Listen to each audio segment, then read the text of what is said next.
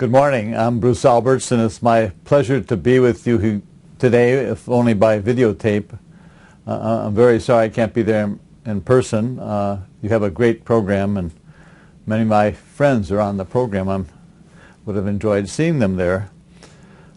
You've already had an introduction and background for the very critical Vision and Change program that was driven with National Science Foundation funding. My friend Shirley Malcolm has talked to you about that. I'm going to give you a little broader view of what I think we're about and why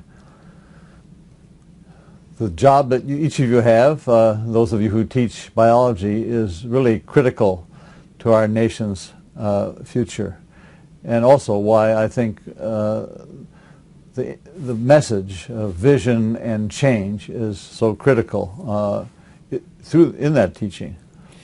So my first slide just is to remind myself that I spent 12 years in Washington as president of the National Academy of Sciences, and that was a great education. Now, one thing to get across to every student is that education doesn't stop in school.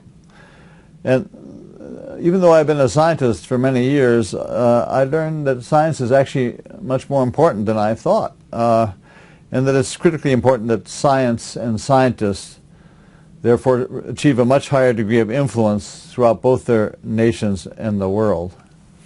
And the other sort of phrase that I learned to respect is one invented by the first Prime Minister of India, Prime Minister Nehru, who kept on talking about the need for India to have a scientific temper.